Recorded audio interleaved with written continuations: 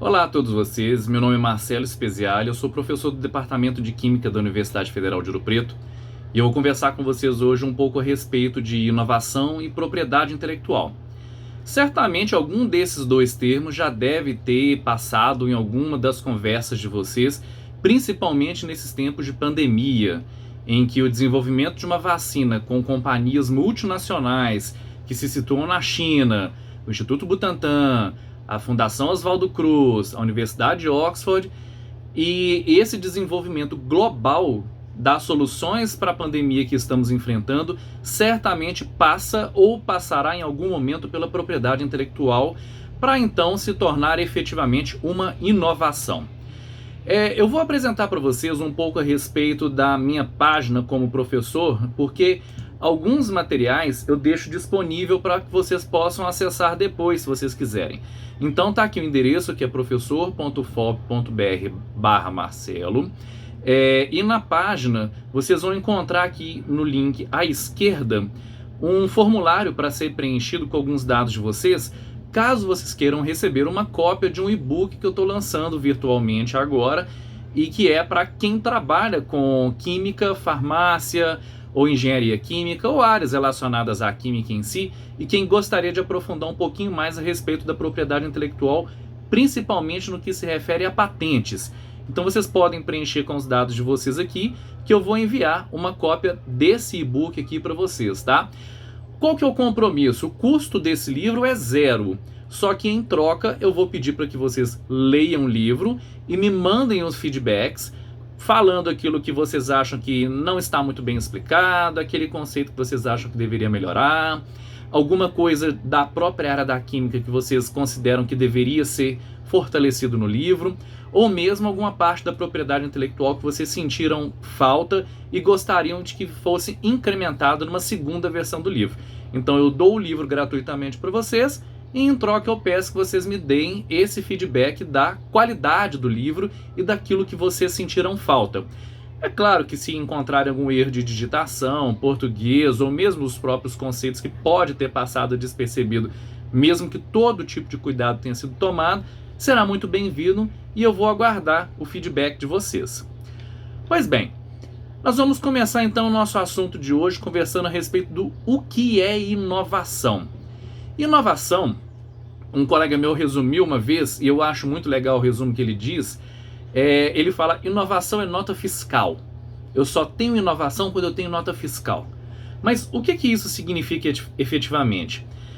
Se você tem um projeto de pesquisa que está no estágio de bancada no seu laboratório e está muito distante de ir para comercialização, então você não tem uma inovação, porque você tem um projeto de pesquisa aplicada que tem o objetivo de se tornar uma inovação futura.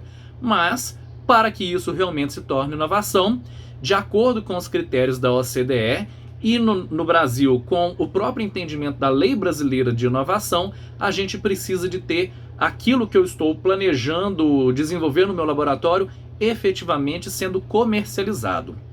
Nós temos então, segundo o Manual de Oslo, basicamente porque podem ter outros tipos, mas esses aqui são praticamente os principais, eu vou ter a inovação em produto, a inovação no processo, e no nosso caso de profissionais que trabalham na área da química, pode ser, por exemplo, em processos de obtenção desse respectivo produto.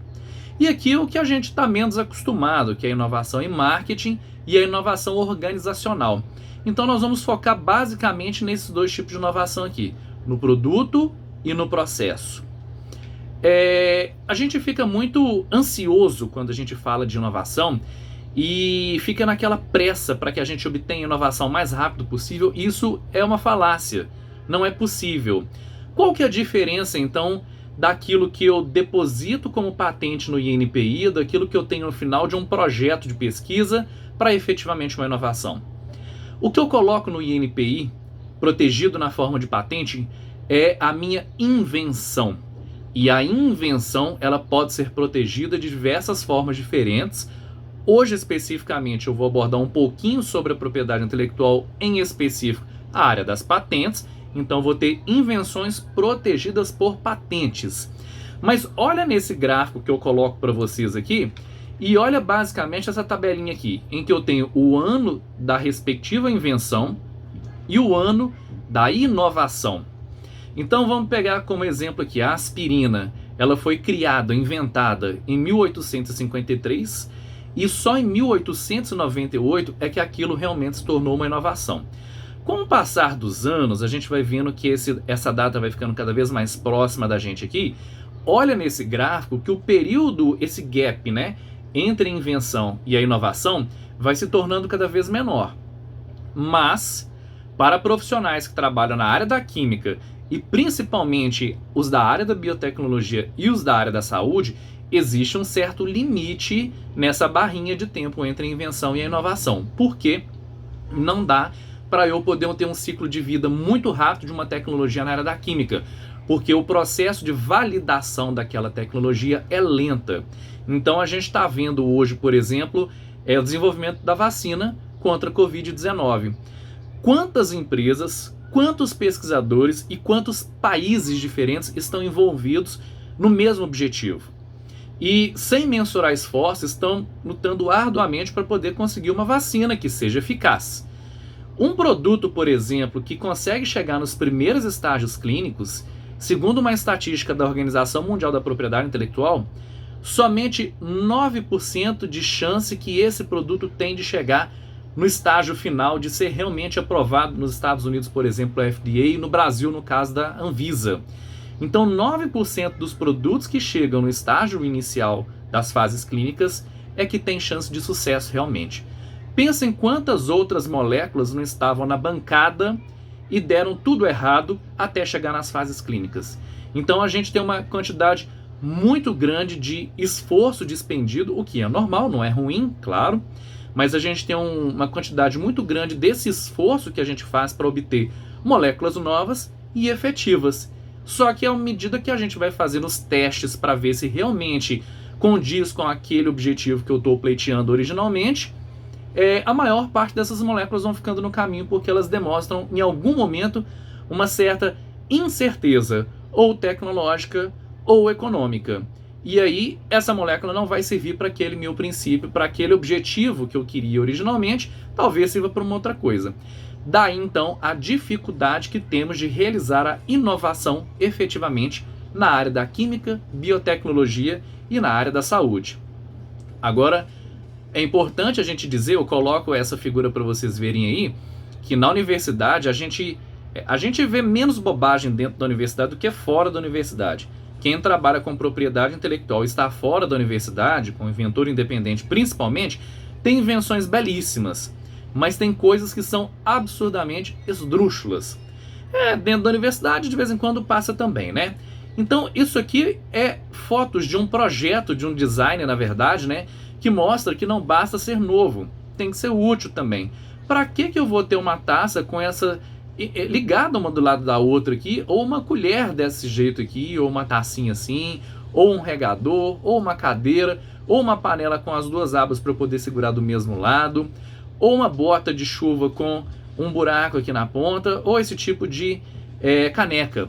Não basta ser novo, todos esses itens aqui eles são novos. Agora minha pergunta é, eles são úteis realmente? Então, quando a gente resolve trabalhar com inovação, em qualquer área que seja, ou algum projeto que vá gerar efetivamente alguma inovação futura, uma coisa que a gente tem sempre que se perguntar é para que isso serve? É claro que a ciência básica ela não necessita de ter aplicação imediata e não é necessário que necessite. A ciência básica é totalmente diferente, ela precisa estudar os fundamentos. Agora, se a gente entende que nós estamos atrás do desenvolvimento de tecnologias, as tecnologias têm que servir para alguma coisa, senão elas não vão se tornar inovação e a gente vai perder tempo com isso, na verdade. Então a gente tem sempre que se perguntar, para que isso serve? Ou quem vai comprar isso que eu estou desenvolvendo? E mais, mesmo que eu tenha na minha cabeça muito claro para que isso serve, eu vou ter que verificar, por exemplo, uma coisa que normalmente a gente não faz e que deveria fazer parte do nosso vocabulário, que é o estudo da maturidade da tecnologia que eu estou desenvolvendo. Normalmente, a gente para a nossa pesquisa quando a gente publica um artigo e busca uma ramificação dessa pesquisa, mas ela não desenvolve a ponto de colocar isso numa planta piloto ou de gerar realmente um produto que possa ser viável para o comércio. A gente acaba por N fatores parando por aí. E quando a gente vai verificar por que eu não consegui colocar aquela minha tecnologia no mercado, é porque normalmente o estágio de maturidade da minha tecnologia é muito incipiente. A NASA desenvolveu há vários anos atrás um termômetrozinho que eu coloco para vocês aqui no slide, chamado de TRL, ou em português, nível de maturidade tecnológica. Obviamente ela desenvolveu isso para a área aeroespacial. Nós, na área da química, na área da saúde, biotecnologia, temos que adaptar esse termômetro para a nossa realidade. Então o que nós temos aqui é um termômetro, mais ou menos, né? Eu vou colocar bem rapidamente para vocês entenderem um conceito, porque certamente teríamos que ter um mini curso só para falar do estudo de maturidade tecnológica. Mas de forma bem rápida já dá para a gente compreender que numa escala de 1 até 9, eu começo com os modelos teóricos, que são aquelas buscas que normalmente nós fazemos na literatura de artigos científicos, e alguns de nós fazemos nas patentes também, quando na verdade deveríamos ser todos nós buscamos em patentes também, porque às vezes eu não encontro informação no artigo, mas a informação pode estar na patente. Então eu tenho que ir nessas duas bases de dados, preferencialmente simultaneamente, para buscar informações quando eu estou desenvolvendo o meu projeto, antes mesmo de eu ir para a bancada. Então eu começo aqui no estágio 1, de maturidade mais baixa, e começo a fazer as minhas buscas. Eu vou ter a minha primeira prova de conceito nesse caso. Aí eu vou evoluindo o meu projeto para ensaios laboratoriais, onde normalmente eu paro, porque eu já estou publicando o meu artigo, e às vezes até defendendo a minha dissertação, meu TCC, a minha tese de doutorado, e raramente eu evoluo para a escala piloto. E isso aqui é um divisor de águas para quem quer fazer realmente inovação, porque a escala piloto é que vai nos mostrar os primeiros passos, na verdade, para tornar aquela tecnologia de bancada num produto que seja viável em nível industrial. E os últimos graus da escala de maturidade tecnológica é quando eu já tenho a tecnologia mais pronta, digamos assim, ela já vai estar pronta para o mercado. Então eu vou ter que descobrir, entender, adaptar, validar, refinar e efetivamente usar aquilo que eu estou propondo. É claro que quando eu falo de escalonamento, eu tenho que ver qual setor tecnológico que eu estou pretendendo atender. Então, dentro da área da química, por exemplo, eu já tenho vários tipos de setores diferentes. Aqui, no caso, eu coloquei o exemplo das commodities verdadeiras, que são as substâncias de grande produção industrial e baixíssimo valor agregado, são os produtos fundamentais, então eu coloquei como uma escala de 100%. E a partir dela é que eu fui colocando as outras escalas, os produtos mais manufaturados, vamos dizer até mais sofisticados, né? As pseudo-commodities, então, elas equivalem a mais ou menos 1/4 do nível de produção das commodities verdadeiras. Então, se uma commodity verdadeira, eu estou falando de centenas de toneladas ao mês, ou centenas de toneladas a semana, por exemplo, as pseudo-commodities eu vou ter 1/4 dessas centenas de toneladas, e esse vai ser o meu volume industrial. Na química fina, onde a maior parte dos pesquisadores na universidade se encontra, nós temos aproximadamente 5% da escala das commodities verdadeiras. E quem trabalha na química de especialidades, que é muito mais o pessoal da área da farmacotécnica, que é que vai desenvolver realmente a formulação de um novo medicamento ou de um perfume, às vezes até da química desenvolvendo uma formulação para uma nova tinta, um verniz, por exemplo, nós vamos ter a química de especialidades, que tem um nível de produção industrial muito mais baixo. Então, centenas de toneladas para um óleo essencial de laranja é uma escala industrial. Alguns pouquíssimos quilogramas de produção de nanotubos de carbono também já é uma escala industrial, considerando que a faixa de produção industrial do nanotubo de carbono é muito diferente do óleo essencial de laranja. Eu vou comparar rapidamente para vocês terem uma ideia aqui, que muito embora a gente assuma essa escala de nível de maturidade tecnológica ou TRL como verdade absoluta, a gente tem que entender que ela tem que ser adaptada, como eu falei anteriormente, e mesmo para o profissional, por exemplo, da área da saúde, que vai trabalhar com medicamentos, ele vai ter que pegar essa escala de TRL, de certa forma, cruzada com uma outra. Então, ao lado direito, eu vou partir da TRL1, que é a ideia do meu projeto, começando o meu projeto de pesquisa na área da química, passando pelo conceito, a prova de conceito, a validação, mini planta, uma planta pré-piloto, a otimização da planta piloto, a produção numa escala maior e o produto, o processo completamente, vamos dizer assim, regulamentado, funciona numa escala industrial. E do lado da esquerda, eu já vou ter especificamente falando a TRL para os produtos farmacêuticos. A TRL1 e a 2 são basicamente iguais, mas na 3, onde eu estou falando de prova de conceito, eu estou falando de testes in vitro, para depois passar para modelos animais, para fazer o design da embalagem do meu produto, porque não basta eu ter o conteúdo na área farmacêutica, até o modo de embalar aquele conteúdo vai ser fundamental para a comercialização, para a estabilidade desse produto. Eu vou ter as fases 1 e fases 2, a aprovação da fase 3, os resultados da fase 3, para então ter a aprovação da FDA e da Anvisa e a manutenção da vigilância continuada desse meu produto que vai estar no mercado. Então, para eu falar de inovação, veja bem que eu vou ter que falar uma linguagem completamente nova, que eu acho que essa questão de TRL deve ser nova para muitos de vocês, tá? E não tem problema, tá? Porque isso realmente é uma coisa que nós estamos adaptando para a realidade brasileira não tem muito tempo, e dentro das universidades isso é uma raridade. Mas felizes são vocês que estão ouvindo isso agora, então já vão ter tempo para poder amadurecer essa ideia. Recentemente nós publicamos um livro que eu vou deixar aqui na telinha para vocês poderem ver, a respeito de escalonamento e escalabilidade de tecnologias para poder chegar no mercado. De certa forma, a gente trabalha também com a maturidade tecnológica de tecnologias que começam na universidade e que a gente está almejando chegar com ela no mercado. E aí a gente dividiu esses níveis de maturidade em 4 POCs, ou 4 provas de conceito. 1, 2, 3 e 4. Em que nós temos que fazer determinadas perguntas em cada uma dessas POCs para ver se a gente tem condições de avançar por um estágio de maturidade mais avançado. E aí é um livro gratuito também, foi publicado pelo grupo do professor Rochelle, juntamente com o Praxis, que estuda inovação, e com a empresa Wilinka. Eu vou deixar o link aqui para vocês, caso vocês queiram fazer o download também. E, obviamente, todo o feedback que vocês puderem nos dar a respeito desse livro também será super bem-vindo. O nosso objetivo é aumentar, difundir o conhecimento. Por isso que a gente resolveu fazer esses livros sendo distribuídos de forma gratuita, principalmente para estudantes. Por quê?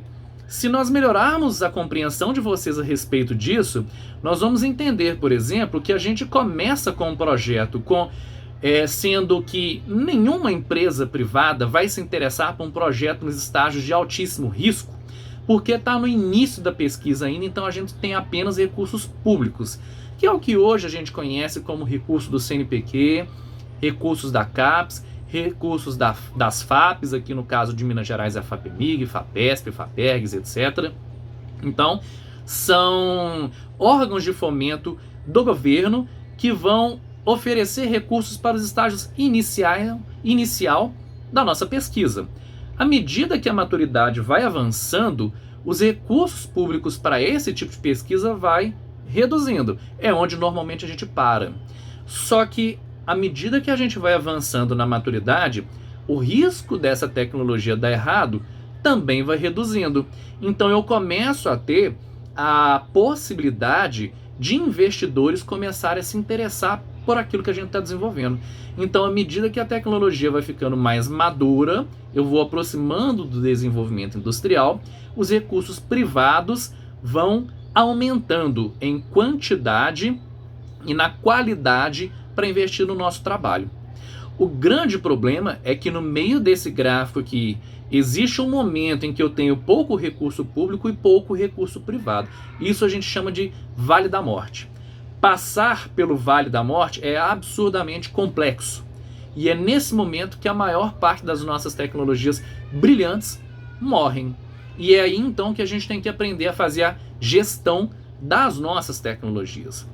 E basicamente, para poder fazer a gestão desses tipos de projetos que podem se tornar tecnologias, considerando que a gente vai estar almejando a inovação no final do processo, nós temos basicamente dois tipos de inovação: a inovação aberta e a inovação fechada. Eu também não pretendo me aprofundar muito nesse conceito com vocês, mas eu coloco esse desenho aqui de um funil, que é tirado do livro Funil de Inovação Aberta, do Henry Chesbrough, e ele mostra que num processo de inovação aberta, por exemplo, eu tenho colaboradores externos que já têm problemas reais, problemas que eles estão tentando achar soluções, e nós, colaboradores, por exemplo, da universidade, não conhecemos esses problemas, mas temos o know-how suficiente para desenvolver as soluções para esses problemas.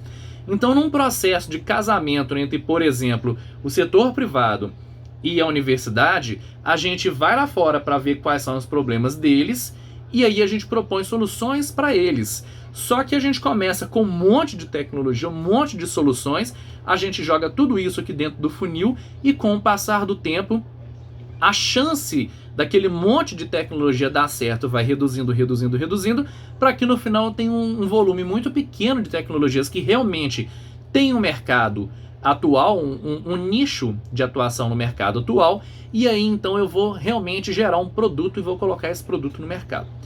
Pode ser que para minha empresa, nesse momento, eu estou filtrando as minhas propostas de tecnologia e eu tenha essa única tecnologia que saiu para o mercado atual dessa empresa. Mas pode ser que no meio do caminho eu desenvolver alguma coisa que interessa a uma outra empresa com um novo mercado, eu vou ter que procurar essa nova empresa. E tem situações em que vai interessar a outros mercados, outras empresas, ou talvez não interesse ninguém, e aí a tecnologia vai morrer por aí. E aí a gente tem que aprender a abandonar o projeto e começar do zero num projeto novo. Então eu deixo como convite para vocês poderem verificar um pouco mais a respeito disso que chama inovação aberta. Certamente uma opinião muito pessoal, a opinião do Marcelo, tá? É de que nós não temos como vencer a crise, nós não temos como dar um salto no desenvolvimento tecnológico brasileiro, nós não temos como sair do país exportador de commodities para se tornar país exportador de tecnologias de altíssima complexidade, por exemplo, ou sair do país que exporta minério de ferro para nos tornarmos país que exporta satélite, por exemplo, sem praticarmos a inovação aberta. E daí então a gente precisa aprender a conversar uma nova linguagem e precisa entender um pouquinho também da linguagem de quem está do lado de lá. E esse tipo de profissional que conversa essa linguagem entre a empresa e a universidade e vice-versa, a empresa e o governo e vice-versa, o governo e a academia e vice-versa, esse profissional é extremamente raro ainda hoje com o nosso currículo que nós temos nas formações dos diversos cursos no Brasil, tá? Ele já é complicado de encontrar no exterior, mas é possível, tá? E no Brasil é mais raro ainda. Então, se vocês quiserem se especializar um pouquinho nessa área, certamente, eu digo com toda certeza, crise para esse profissional não vai ter. Porque se não for no Brasil, fora daqui, ele vai ter uma área de atuação muito grande. Num ciclo de inovação, por exemplo, comentando rapidamente com vocês, né? Eu vou começar aqui com recursos. Primeiro eu vou ter recursos, né? Não dá, na verdade, para colocar isso aqui como primeiro, até porque está num ciclo, né? Aquela história de quem vem primeiro, o ovo ou a galinha. Mas se a gente assumir que a gente começa com recursos para fazer a nossa pesquisa, não existe como fazer pesquisa sem ter dinheiro. Eu gosto de brincar falando que dos super-heróis que existem, os meus favoritos, por exemplo, eles não têm superpoderes. Eles têm supercontas bancárias, que é o Batman e o Homem de Ferro. E são dois super-heróis que também são cientistas. E eles conseguem fazer o que eles fazem porque eles têm muitos recursos. Se não tivessem recursos, com toda a inteligência que eles têm, eles não conseguiriam ser os super-heróis que eles são. Então, com os recursos, a gente faz o nosso projeto, vai para a bancada, com a experimentação, tem os primeiros resultados. A gente pode divulgar, isso a gente já faz e faz muito bem feito, tese, artigo, que vai gerar citação, e olha que eu saí desse ciclo, né? Cheguei na citação, parei. ou eu vou aprender a proteger aquilo que eu estou desenvolvendo. E quando eu protejo, eu estou usando então as ferramentas da propriedade intelectual. E eu não tenho sentido nenhum de proteger aquilo se eu não quiser licenciar essa tecnologia, por exemplo. Licenciar significa que eu desejo que alguma outra empresa produza aquilo para mim ou para a sociedade. Se outras empresas não estão interessadas, no caso eu coloquei como empresas consolidadas, eu posso talvez abrir a minha própria empresa, que eu vou chamar de startup ou spin-off. Tem conceitos distintos, mas eles são complementares. São empresas que nascem, os spin-offs normalmente são empresas que nascem a partir de um grupo de pesquisa na universidade, e aquela minha tecnologia é tão interessante que ao invés de licenciar para uma empresa, eu mesmo resolvi explorar aquilo. E nós temos diversos exemplos de spin-offs em diversas universidades no Brasil, e spin-offs de sucesso, inclusive, tá? O professor Robert Langer, nos Estados Unidos, é um dos maiores exemplos que eu conheço. Se não me engano, ele estava com basicamente quase 60 empresas abertas a última vez que eu olhei o currículo dele.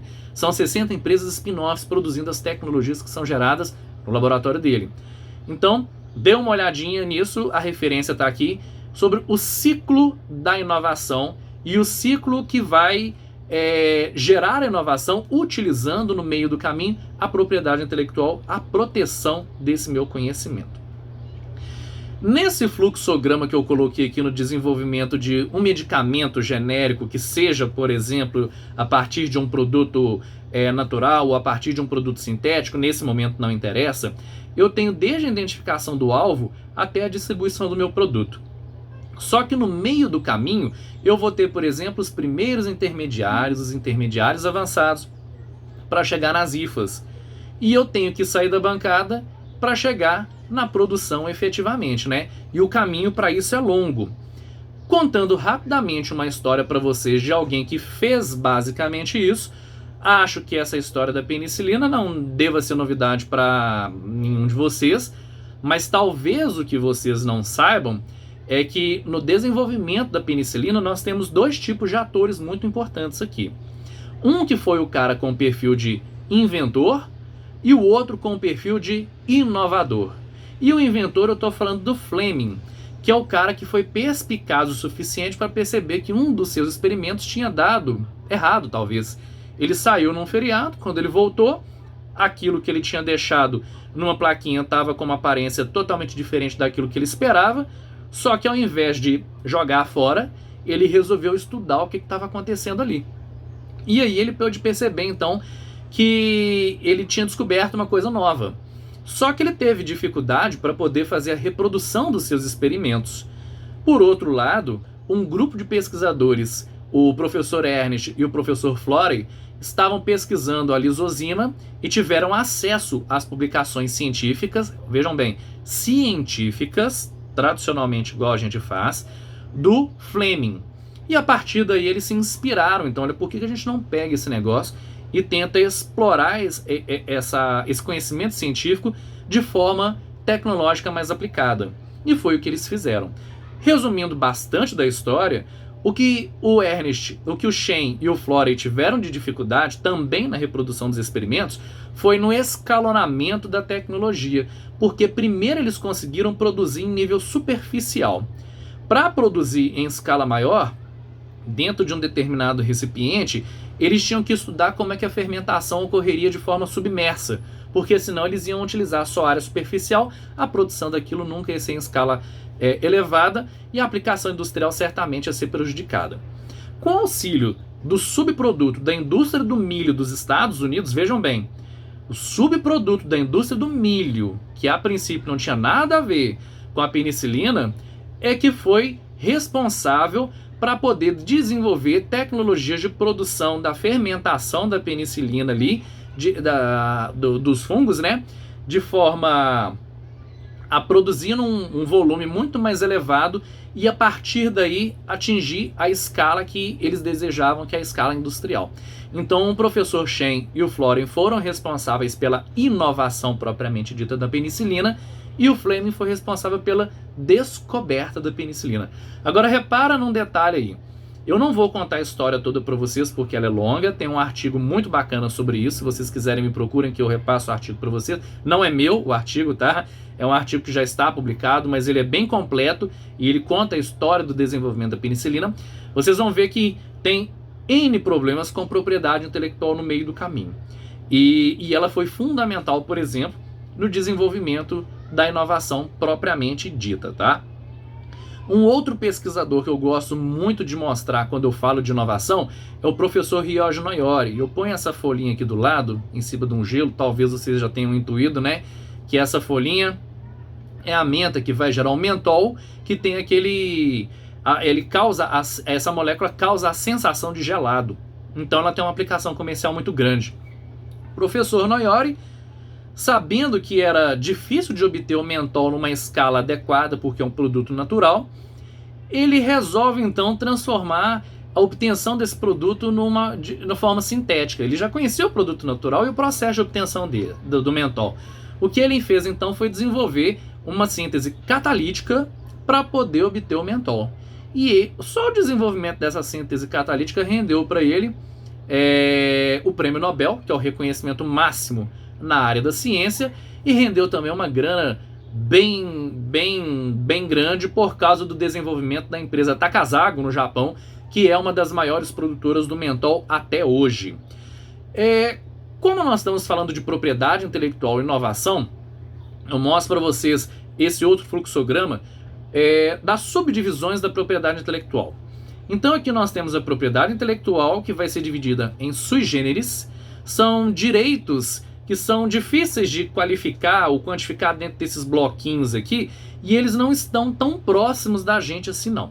A não ser que você mexa com melhoramentos de plantas, por exemplo, você não vai ter acesso aos cultivares. Conhecimento tradicional, para o pessoal que trabalha com produtos naturais, extração de produtos naturais, certamente em algum momento vai esbarrar no conhecimento tradicional, porque você faz a extração de determinadas moléculas de uma planta, desde que você saiba que essa planta pode ter alguma atividade biológica. E esse conhecimento pode ter sido adquirido através de comunidades ribeirinhas, quilombolas, indígenas, etc. E esse tipo de conhecimento, que é utilizado de geração em geração, é conhecido como conhecimento tradicional. Por ser menos usado pelos químicos e farmacêuticos, é usado, mas ser menos do que os outros, aí eu vou dar um pouquinho mais de ênfase nas outras formas de proteção, tá? Na propriedade intelectual, eu posso subdividir nos direitos autorais, que vai para os cultivares de novo, para softwares, que em alguns casos a gente desenvolve softwares para fazer análise ou para fazer planejamento sintético, etc. Eu posso ter o direito autoral protegido como direito autoral, por exemplo, um livro. Aqueles 2 livros que eu mostrei para vocês, eles são protegidos como direitos autorais. Então vocês não podem reproduzir aquele livro sem a expressa autorização dos detentores dos direitos autorais, que no caso são os próprios autores. Em alguns casos, o dono dos direitos autorais é a editora. Quando a gente publica um artigo científico, a gente tem que marcar um xizinho em algum momento concordando que nós vamos ceder os nossos direitos autorais para a editora. Nós temos a propriedade industrial, que é o foco da nossa palestra hoje, que vai ser dividida em marca, indicação geográfica, desenho industrial e a patente, que pode ser uma patente de invenção ou modelo de utilidade. E especificamente hoje a gente vai falar um pouquinho mais a respeito da patente de invenção. Eu comento só um pouquinho também a respeito de marcas, porque em alguns casos ter a patente não é o suficiente.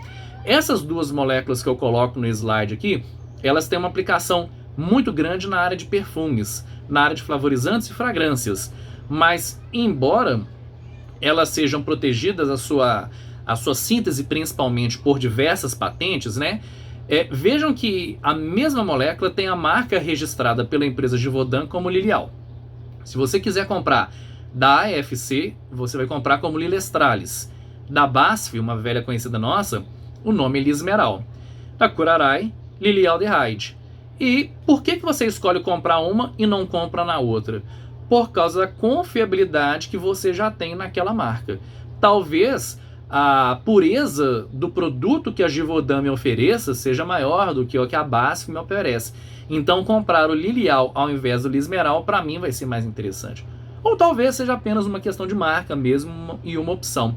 Então quando nós temos uma indústria consolidada com um nome por trás da produção da nossa tecnologia, certamente proteger a nossa tecnologia por marca também pode ser uma questão bastante estratégica. Agora, se você não quiser contar para ninguém a respeito daquilo que você está fazendo, porque quando você resolve proteger por patente, o conhecimento se torna público. O direito de utilizá-lo, não. Por quê? Você precisa descrever em detalhes a sua tecnologia em um documento de patente, e aí você deposita esse documento no escritório responsável do governo para fazer esse depósito, e o governo, em troca, te concede o direito de impedir que terceiros façam uso da sua tecnologia sem que você dê autorização expressa. E eles não podem nem fazer uso e nem importar, caso você proteja apenas naquele país onde você está residindo. Porque a proteção da patente, ela é territorial. Uma patente brasileira, ela só concede esse direito de proteção no Brasil, assim como uma patente americana só concede o direito de proteção nos Estados Unidos, e uma japonesa no Japão, e por aí vai. Não existe patente mundial. Não tem como eu fazer uma patente que proteja no mundo inteiro. Se você quiser proteger a sua tecnologia no mundo inteiro, você vai ter que pagar para fazer o depósito de patente no mundo inteiro. Isso implica que você vai fazer o depósito em país por país. O que certamente, se não for uma tecnologia absurdamente revolucionária, por exemplo, Viagra, ou mesmo a vacina que a gente está vendo agora, a produção da vacina contra a Covid-19, não faz sentido você proteger no mundo inteiro. Você tem que verificar então a questão da necessidade de proteção, da existência local do mercado ou não. Agora, a partir do momento que você protegeu por patente, qualquer pessoa pode, na base de dados do escritório de patentes, recuperar aquele documento e ler o que está escrito ali.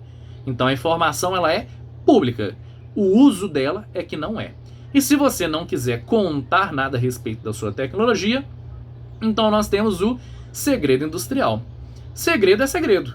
A única forma de proteger isso aqui é eu não contar para ninguém.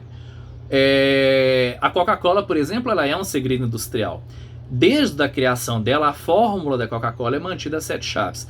Só que nós temos tecnologia hoje para poder imitar o que tem dentro da Coca-Cola. Por que a gente não vende a Coca genérica, então? Porque a proteção dela está justamente na marca. Se eu fizesse o Speziale Cola, o Spezi Cola, certamente você não compraria. Mesmo que tivesse o mesmo gosto da Coca-Cola, você não compraria por R$1 o Spezi Cola, mas pagaria R$10 na garrafa de Coca-Cola, sendo que elas são absurdamente iguais, tá? Então o segredo industrial ele pode ser uma tática também de proteção de ganho de mercado. Como que a gente vai utilizar isso aí?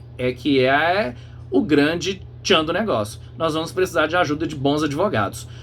O lado ruim disso é que se alguém descobrir o seu segredo industrial, essa pessoa vai poder utilizar.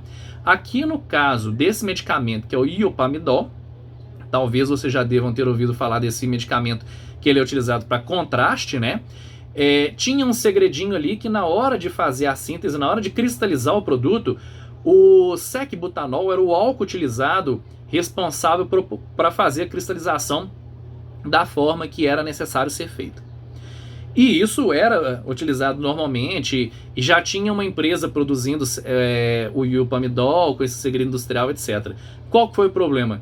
Um grupo independente de pesquisadores descobriu que a utilização do sec-butanol daria resultados fabulosos na cristalização dessa molécula. E o que eles fizeram? Foram lá e patentearam. Então, gerou um atrito grande porque originalmente já tinha um grupo produzindo e com parte do mercado dominado, mas eles produziam através do segredo, e depois um outro grupo foi lá e protegeu por patente. Esse segundo grupo poderia excluir o primeiro grupo desse jogo. Só que como o mercado já pertencia ao primeiro grupo, a lei prevê que tem que haver um consenso entre esses dois grupos para que possa continuar ocorrendo a comercialização.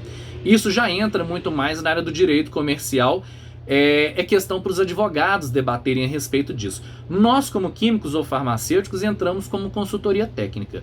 Mas quem efetivamente vai fazer toda a briga na justiça necessária para mostrar de quem é o direito, isso é tarefa para os agentes de patente ou para os advogados de patente. Eu coloco aqui para vocês o exemplo da utilização de alguns dos conhecimentos tradicionais que geraram alguns tipos de medicamentos. Por exemplo, essa aqui são as respectivas espécies vegetais, o seu respectivo uso terapêutico e qual que foi o fármaco derivado disso aqui. Para que a gente utilize qualquer produto da flora ou da fauna brasileira, nós temos que comunicar a um órgão do Brasil, um órgão brasileiro, que é o Conselho do Patrimônio Genético, de que nós estamos utilizando aquilo ali. E nós temos que pedir autorização para poder estudar aquilo ali e, quem dirá, para fazer patente ou para comercializar. Se você não tiver autorização do governo brasileiro para poder utilizar essas espécies, utilizar essas plantas para fins de pesquisa, você nunca vai conseguir comercializar essas coisas em território brasileiro. E se fizer fora daqui ou aqui dentro, certamente vai estar legal. Como que nós temos que fazer esse registro no CGEM, através da ferramenta que é o CISGEM, também é motivo para outra discussão. Quando eu falo em patentes, eu preciso ter na minha cabeça que algumas coisas não podem ser patenteadas por força da legislação. Por exemplo, eu não posso proteger descobertas, teorias científicas e métodos matemáticos, não posso proteger concepções puramente abstratas, não posso proteger esquemas, planos, princípios ou métodos comerciais, contábeis, financeiros, educativos, publicitários de sorteio ou de fiscalização. Não posso proteger por patentes obras literárias, arquitetônicas, artísticas e científicas ou qualquer criação estética. Isso já entra muito mais no direito autoral. Não posso proteger programas de computador, porque os programas de computador são protegidos por software. Não posso proteger a simples apresentação de informações, regras de jogo, técnicas e métodos operatórios ou cirúrgicos, bem como métodos terapêuticos ou de diagnóstico para aplicação no corpo humano ou animal, no todo ou parte de seres vivos naturais e materiais biológicos encontrados na natureza, ou ainda que dela isolados, inclusive o genoma, o germoplasma de qualquer ser vivo natural e os seus processos biológicos e naturais. Eu não posso proteger aquilo que for contrário à moral, aos bons costumes, à segurança, à ordem e à saúde pública, substância, matéria, mistura, elementos ou qualquer produto de qualquer espécie, bem como a modificação de suas propriedades físico-químicas e os respectivos processos de obtenção ou modificação quando resultantes da transformação do núcleo atômico. Não posso proteger o todo ou parte de seres vivos, exceto quando forem micro-organismos transgênicos que atendam aos requisitos de patenteabilidade, que são aplicação industrial, atividade inventiva e novidade. Além disso, é extremamente importante que o relatório que eu apresento como patente, que eu vou chamar de relatório descritivo, apresente a suficiência descritiva. Quando eu começar a escrever um pedido de patente, eu preciso prestar atenção em algumas coisas. Por exemplo, eu vou definir de forma clara a invenção, enquadrando a natureza correta da minha proteção, que pode ser produto, processo ou uso daquele produto. Eu vou evidenciar os efeitos técnicos alcançados da minha invenção em relação àquilo que já existe, que já está descrito, nós vamos chamar de estado da técnica. Eu tenho que fazer uma busca prévia das informações que já foram divulgadas antes, porque para que eu possa patentear alguma coisa, essa tecnologia precisa ser inédita. E se ela já tivesse descrita de alguma forma anteriormente por outros autores, então isso vai inviabilizar o meu depósito, a minha concessão da minha patente. Para então, enfim, eu fazer a redação do meu pedido de patente. O título precisa ser conciso e vai incluir as categorias reivindicadas, como eu já disse, de processo, produto e uso. Eu vou descrever a finalidade, o campo da utilização da minha invenção. Eu vou citar o estado da técnica e os problemas que eu estou solucionando. Quando você está desenvolvendo uma tecnologia, significa que existe alguma coisa que já está na natureza, já é comercializado, talvez, e existem fraquezas, falhas, algum ponto em que essa tecnologia apresenta algum defeito ou falha. E aí você vai propor alguma coisa que vai suplementar essa falha, vai corrigir essa falha. Então você vai ter uma tecnologia mais nova. E é interessante que você tenha a descrição disso no seu relatório. Quais são os problemas que a sua tecnologia está resolvendo em relação àquilo que já existe no estado da técnica. Então eu vou ressaltar as vantagens e os efeitos técnicos da minha invenção. Eu vou relacionar os desenhos, que aqui na química a gente está muito acostumado com as estruturas e às vezes até alguns gráficos de algumas análises, né? Eu vou descrever ao menos uma forma de realização do invento, de modo que um técnico no assunto de conhecimento mediano, ou seja, uma pessoa que tem uma graduação naquela área, dê conta de reproduzir a informação que está ali. Ou seja, aquelas informações do meu caderno de laboratório vão ser extremamente importantes para que eu possa reproduzir aquilo ali no relatório descritivo da patente, de forma que esteja claro o suficiente para que um técnico no assunto consiga reproduzir aquela minha invenção. E a alma da patente, digamos assim, o corpo da patente, eu digo que é o relatório descritivo. A alma seria as reivindicações, que é um pedaço da patente que ela tem um conteúdo técnico muito grande, mas ela tem que ter um formalismo jurídico. E a gente tem que dar uma especial atenção a esse pedaço da descrição da minha tecnologia num documento de patente, porque o que você não escreve nas reivindicações não será concedido para você de forma alguma, mesmo que esteja no resto do relatório descritivo. Se você não coloca nas reivindicações, é o mesmo que você não está pedindo aquilo para que o governo conceda a proteção. Então a gente precisa ter muito cuidado. É claro que eu estou mostrando isso aqui de forma bem mais rápida para vocês, mas um curso de redação de patentes normalmente leva mais ou menos umas 60 a 100 horas, é bem extenso para a gente poder começar a aprender a escrever um documento de patente da forma adequada, e seria mais tempo ainda para a gente se dedicar a se tornar grandes especialistas realmente em redação de patentes. Como não é o objetivo agora, então eu apresento rapidamente apenas os conceitos para que vocês possam ter uma noção. Mais dúvidas, pode me procurar também, e no meu próprio site, como tem a oferta de 2 disciplinas relacionadas à propriedade intelectual, eu sempre disponibilizo uma grande quantidade de informações em que vocês podem olhar por conta própria nos links que eu deixo disponíveis lá, tá?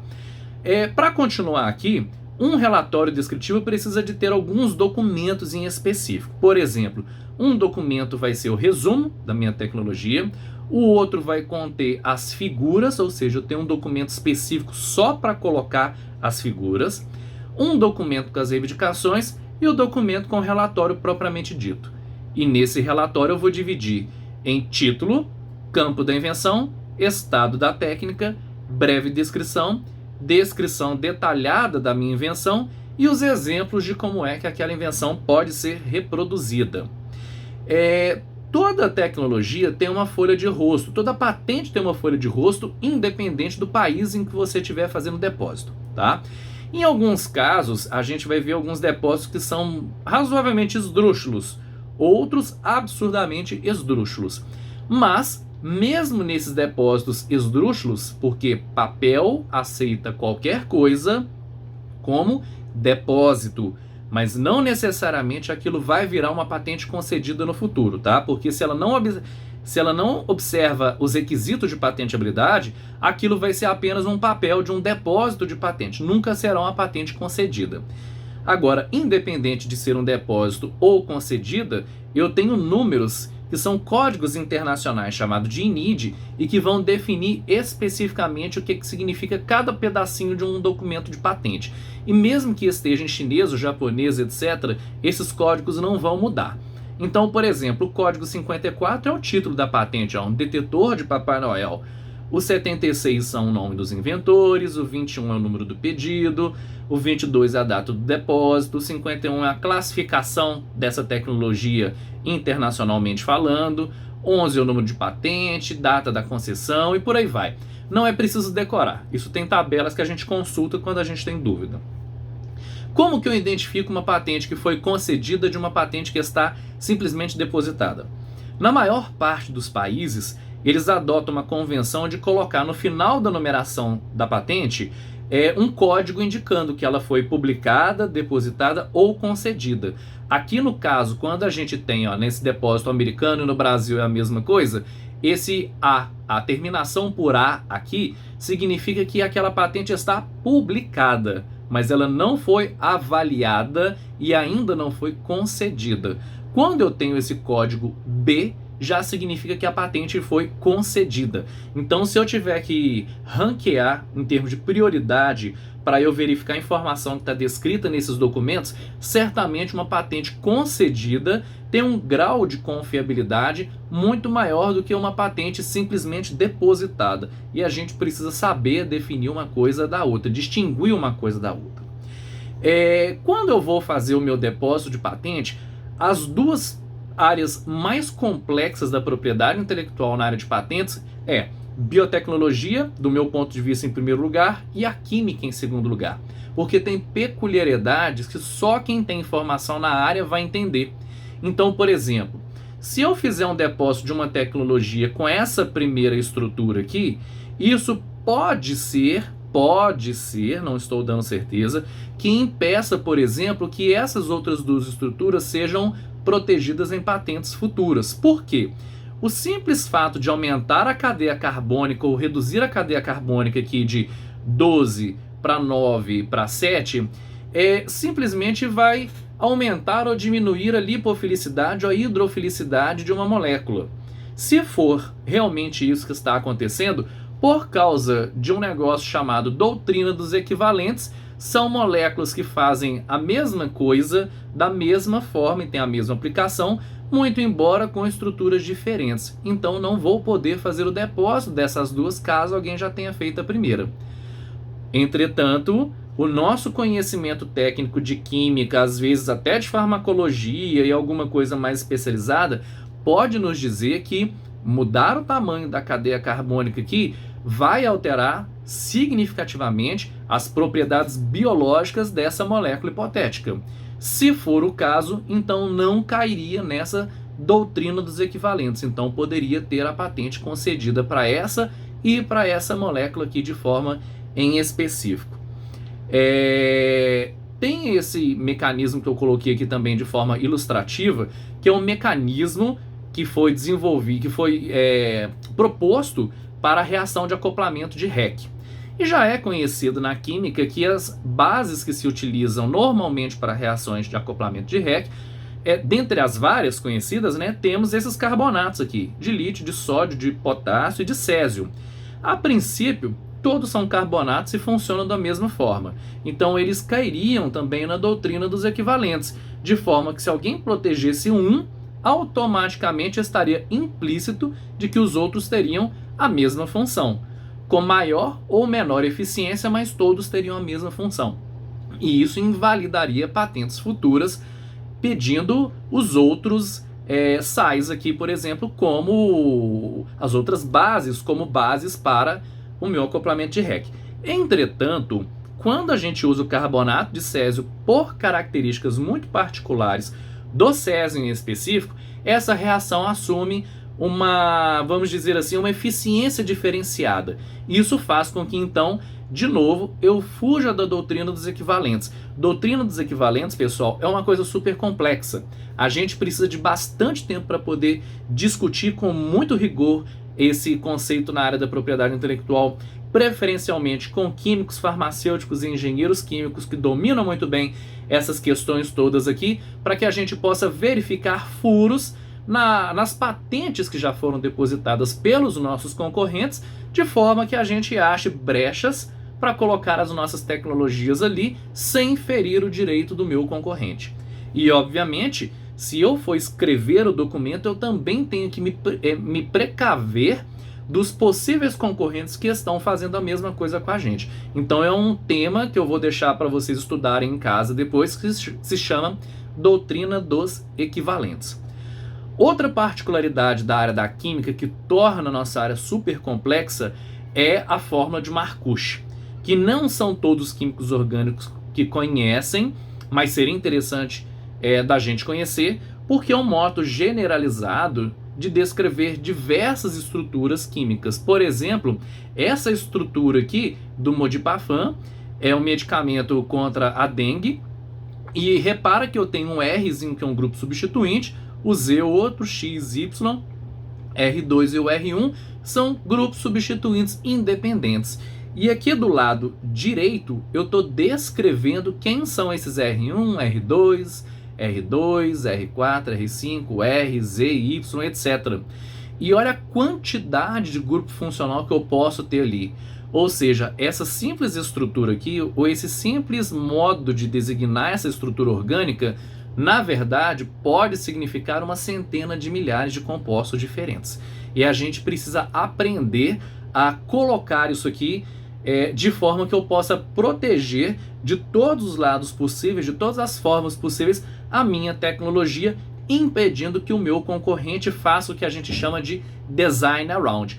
Ele pega a estrutura da minha molécula e consegue intuir que fazendo modificações em volta ali daquela molécula, ele consegue obter moléculas novas e inventivas de forma que ele não vá ferir os meus direitos e ele vai poder ou fazer outra patente ou mesmo produzir aquilo ali sem ter que me pagar os devidos royalties. Então, quando eu faço um documento de patente, eu não posso pensar apenas com a cabeça do pesquisador ou com a cabeça de inventor.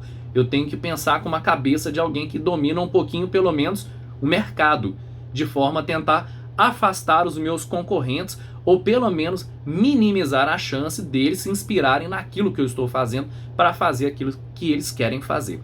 Então essa é a representação da estrutura de Marcuse dessa molécula aqui, por exemplo, que é o próprio Modipafan que eu tinha falado anteriormente com você. Quando eu for fazer as buscas das informações na literatura específica para poder verificar quais patentes já foram depositadas naquele assunto que me interessa, tem algumas bases de dados que são praticamente obrigatórias para a gente consultar. Eu sei que a Web of Science é muito conhecida de muitos estudantes de pós-graduação e muitos professores, mas infelizmente sites como esses que eu vou apresentar aqui agora ainda não são e precisam ser extremamente explorados por nós desde o início da concepção, lá nos primeiros TRLs, quando a gente está fazendo os nossos projetos de pesquisa, até o momento de eu fazer o lançamento do produto no mercado efetivamente. Então, as patentes depositadas no Brasil vão estar disponíveis aqui no INPI, que é o Instituto Nacional da Propriedade Industrial, órgão brasileiro responsável pelas patentes, pela propriedade industrial, além das patentes, tá? Aqui no Brasil. A WIPO, que é a Organização Mundial para a Propriedade Intelectual, que tem, além de diversas informações referentes a depósitos que a gente chama de depósitos internacionais, que são os PCTs, tem informações muito ricas a respeito de mini cursos, cursos e treinamentos presenciais e online, tá? Cursos virtuais constantemente tem a oferta da WIPO. E eu acho que vale muito a pena a gente conferir para poder fazer dos diversos que eles oferecem, tem diversos pontos de vista e das diversas áreas, é sempre interessante para a gente como pesquisador. O SPTO, o SPTO, que é dos Estados Unidos, também é um site absurdamente importante para a gente consultar, são as patentes que estão nos Estados Unidos. O SpaceNet, que é o site onde tem as patentes europeias, só que através de um incentivo muito grande da comunidade europeia, o próprio SpaceNet começou a colocar patentes de fora da comunidade europeia. Então, antes que os PDFs brasileiros estivessem disponíveis no site do INPI, o próprio SpaceNet já estava disponibilizando. Então você consegue acessar patentes japonesas, patentes brasileiras, inclusive, no site do SpaceNet. Essa imagem é uma foto um pouquinho desatualizada, tá? De todas essas que eu estou mostrando para vocês, porque os sites já tiveram atualizações. O endereço permanece o mesmo, mas a imagem do site é outra. Então, quando vocês entrarem, não se assustem, porque vocês vão ver uma carinha diferente na tela do computador de vocês. O JPO, que é o escritório japonês de patentes, com as patentes japonesas, mas não se assustem, porque elas estão em japonês, mas o JPO tem como tá aqui, né, uma parte em inglês. E mesmo que uma patente esteja escrito em japonês, quando o PDF ele é editado como texto e não como figura, figuras são os mais antigos. Os mais recentes, eu digo, recente no caso, vários anos para cá, são editados como texto. a gente consegue fazer uma tradução utilizando ferramentas de tradução como o Google, por exemplo. E o próprio site do JPO oferece essas ferramentas, então isso não é tão um problema para a gente assim. E é importante que a gente busque informações lá. E o JPO, ele tem publicação de literatura em inglês também sobre propriedade intelectual de uma forma bastante ampla, deixa isso disponível para a gente e é um site rico de treinamento que a gente pode verificar também. O Google Patents e o Google Acadêmico, que já são mais conhecidos da gente, são sites gratuitos, todos esses que eu apresentei para vocês. O Google Patents é interessante porque ele pega vários escritórios ao mesmo tempo, mas ele não é perfeito porque ele não pega todos os escritórios. Então é importante que a gente verifique na maior quantidade possível de bases de dados para evitar que a gente perca informações caso a gente não as acessem. E dentro do Periódicos CAPES, obviamente, que é uma ferramenta que o governo paga para a gente utilizar e está sempre sendo ameaçada de cortar porque a gente subutiliza o Periódicos CAPES. Isso significa que a gente precisa usar mais. A gente tem que justificar o altíssimo custo que essa ferramenta representa para o governo. Dentro do Periódicos CAPES, o Web of Science, que já é um velho conhecido nosso, onde estão os artigos científicos, nós temos também a Darent Innovation Index, DII, que é onde estão patentes. Ela é uma ferramenta que era gerenciada pela Thomson antigamente e depois de alguns anos passou a ser gerenciada pela Clarivate. E a Clarivate disponibiliza uma quantidade absurdamente grande de informações. Para quem é da área da química e da engenharia elétrica, é uma ferramenta bastante interessante para a gente poder utilizar. Quando a gente for escrever um relatório de patente, além de todos aqueles requisitos, é interessante que a gente faça análises a respeito da nossa tecnologia. Então eu vou apresentar alguns conceitos para vocês, que aí vocês vão tentar utilizar eles não só para patentes, mas para um projeto em si, porque vai tornar o nosso projeto mais robusto e, consequentemente, a nossa tecnologia mais forte. É a matriz de análise SWOT, ou FOFA em português, em que eu vou analisar os fatores positivos e os negativos, o que depende internamente da minha capacitação e o que não depende de mim. Então, por exemplo, dos fatores positivos é força minha, interna, o que eu sei fazer, o que eu dou conta de fazer. Os fatores negativos, como fraqueza, é aquilo que eu não sei e eu preciso aprender a fazer. Os fatores externos não estão nas nossas mãos. As oportunidades é porque às vezes você sabe fazer alguma coisa que por acaso o mercado está necessitando naquele momento. Então, além de você saber fazer, que é uma força, você tem uma oportunidade e deve explorar aquilo ali. Então a gente passa a analisar a minha tecnologia a partir desse momento com uma visão um pouquinho mais comercial, menos técnica e mais comercial. E é importante que a gente faça abrangendo o máximo possível. E já as ameaças não dependem da gente também, são fatores externos que podem prejudicar o desenvolvimento da minha tecnologia. É claro que eu não consigo controlar as ameaças, mas se eu conheço as possíveis ameaças, eu posso propor caminhos alternativos para poder tentar, pelo menos, evitá-las. E uma outra ferramenta que é extremamente interessante, e a discussão dela também mereceria um curso só sobre ela, que é o Canvas. O Canvas ele vai te mostrar de forma simples, rápida e dinâmica características como como que a minha tecnologia está se desenvolvendo, que tipo de parceria que eu preciso para poder continuar desenvolvendo, que recurso que eu preciso obter ou que eu já tenho para continuar, para desenvolver ou para continuar desenvolvendo a minha tecnologia, como é que eu vou colocar aquela minha tecnologia efetivamente no mercado. Ou seja, é uma análise de diversos ângulos diferentes a respeito daquilo que a gente já está fazendo normalmente, que são os nossos projetos de pesquisa. E são ferramentas que a gente normalmente não utiliza. Deem uma olhadinha a respeito do que significa Canvas e verifiquem o quanto que isso pode ser interessante para a gente desenvolver os nossos projetos e avançar com isso para, quem sabe, obter realmente uma inovação no futuro. Quando a gente está trabalhando em tecnologia ou em ciência, já teve alguns pesquisadores que colocaram o que a gente faz dentro de um quadrante que eles deram o nome de quadrante de Donald Stokes. Isso é um livro bastante interessante que, para quem mexe com inovação, é bem legal estudar um pouquinho desse livro. Dentre as várias coisas que é falada lá, eles contam, por exemplo, que esses quadrantes podem ser divididos como cientistas importantes: Niels Bohr, Pasteur e o Edison. O Bohr é o cara da física quântica, é o cara que trabalhou no desenvolvimento do modelo atômico, segundo a visão mais moderna que a gente tem, que é a visão da física quântica. Qual que é a aplicação industrial imediata da física quântica? Num primeiro momento a gente pode imaginar baixa ou prática, tirando o computador quântico, por exemplo, mas nem é o caso, né? A própria física, a essência da física quântica ela é muito científica. Então ela tem um nível de conhecimento muito elevado, com pouquíssima aplicação industrial. Por exemplo, as moléculas que a gente sintetiza que são inéditas e que não tem nenhum valor comercial. Eu não sei nem para que ela serve e ninguém sabe se não sabe para que serve, para que alguém vai comprar aquilo ali, né? Muito conhecimento, pouca aplicação. Normalmente são encontradas nas teses, né?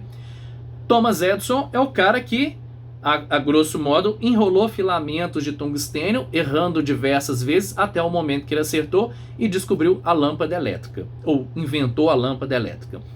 A lâmpada elétrica, a mais antiga de filamento, né, ela tem uma aplicação, ela teve uma aplicação industrial absurdamente grande, mas o conhecimento científico para se fazer isso foi muito baixo. Claro que eu não posso nem comparar com o modelo da física quântica de Bohr.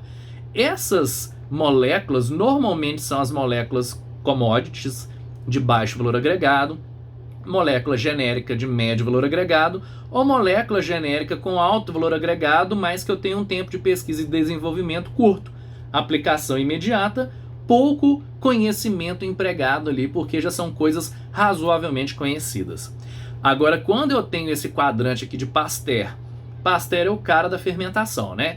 É o cara que descobriu, por exemplo, que dependendo de como que você tratar o seu conhecimento em microbiologia, você pode transformar aquilo que era uma ciência de base num conhecimento aplicado absurdamente importante até os nossos dias e certamente isso vai continuar.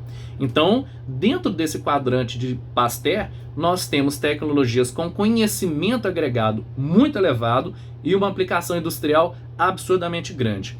Então nós temos moléculas que são inéditas, mas que são potencialmente ativas. Moléculas quentes que vão interessar o mercado.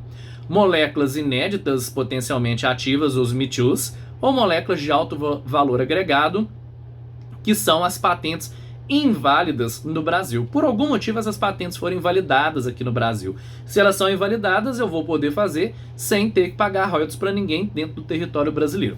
E onde que nós estamos? Quando a gente desenvolve um projeto de pesquisa, a gente tem que verificar dentro do quadrante de Pasteur, dentro do quadrante de Donald Stokes, onde que a gente está e onde que eu gostaria de estar, para então começar a fazer o planejamento do desenvolvimento tecnológico. Eu gosto de mostrar esse exemplo aqui, que é o professor Humberto Ferraz da Faculdade de Ciências Farmacêuticas da USP, que é um dos exemplos recentes mais incríveis de inovação que começou na universidade. Obviamente uma parceria entre o laboratório de pesquisa dele e uma indústria privada. E olha o que ele fala: eu descobri que sem gestão, ele é um farmacêutico, sem gestão, meu laboratório não iria para frente. Formar um pesquisador com conhecimento em gestão de projetos é muito importante. E por que o professor Ferraz está falando de gestão? Por que o professor Ferraz se tornou tão importante? Por causa desse medicamento aqui, ó, que é o Vonal, essa molécula que está aqui.